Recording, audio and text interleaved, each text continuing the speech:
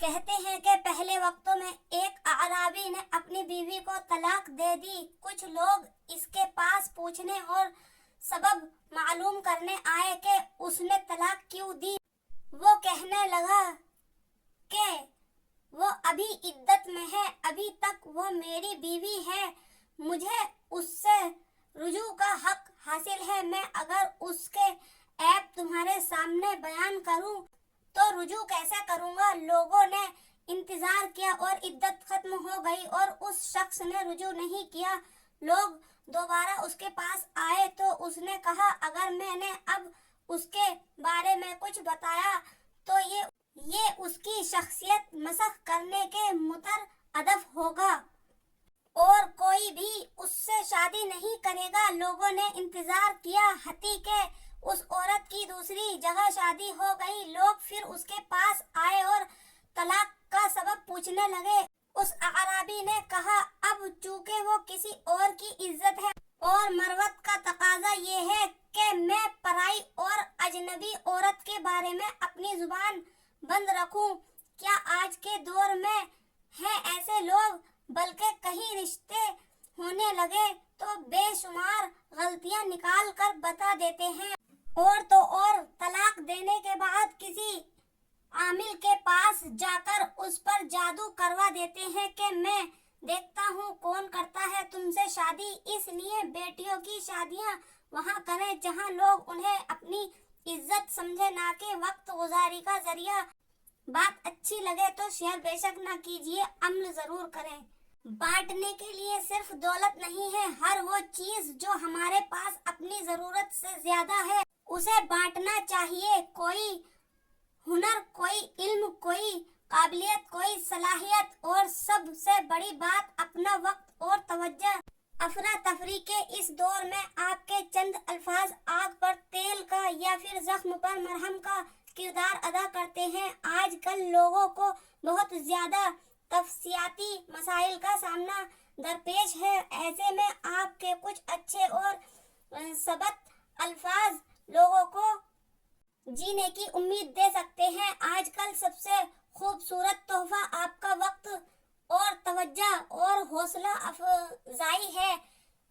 جو لوگوں کی حوصلہ افزائی کرنا سیکھیں، نکتہ چینی کرنے یا تنقید کرنے سے آپ کی اپنی ذات منفی اثرات کے تلے دب کر رہ جاتی ہے۔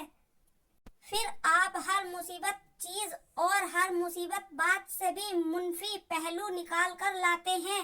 آپ اس قدر عادی ہو چکے ہیں کہ آپ کی آنکھ مثبت پہلو کو دیکھنے سے قاصر ہے، کیونکہ منفی سوچ کے حامل شخص کی آنکھ مثبت پہلو کو دیکھنے سے قاصر ہوتی ہے۔ ایک بات یاد رکھیں کہ حوصلہ افزائی کرنے والا کوئی عام شخص نہیں ہوتا، اس کی یہ عادت اسے لاکھوں لوگوں سے منفرد کرتی ہے۔ اس کی وجہ سے معاشرے میں گوہر نایاب پیدا ہوتے ہیں، اس کی وجہ سے کوہ نور جنم لیتے ہیں، اس کی وجہ سے معاشرے میں سایہ دار اور پھل آور درخت لگتے ہیں۔ جہاں حوصلہ افزائی کرنے والوں کی وجہ سے دوسرے لوگ 2 قدم آگے چل جاتے ہیں، وہیں حوصلہ افزائی کرنے والا خود 4 قدم آگے چلا جاتا ہے۔ جہاں تنقید کرنے والے کی وجہ سے دوسرے لوگ 1 قدم پیچھے جاتے ہیں، وہیں تنقید کرنے والا خود 10 قدم پیچھے چلا جاتا ہے۔ حوصلہ افزائی کرنے کی عادت بنائیں، زندگی سیکھنے کا نام ہے، گرانے کا یا تکبر کرنے کا نام نہیں ہے۔ پیاس دنیاوی تمناؤں سے نہیں بجھتی۔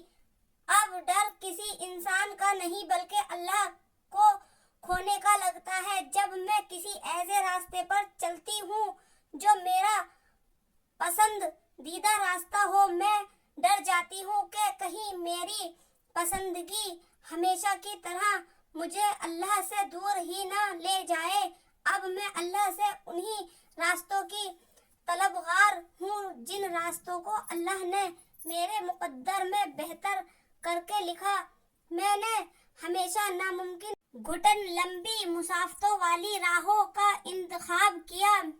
میرے پیروں मगर मंजिल की आस ने मुझे हटने न दिया अपनी राह से। मैं चलती रही और चलती रही, मगर मंजिल पता क्या थी, अल्लाह से दूरी जो मुझे हरगिज बर्दाश्त न हुई।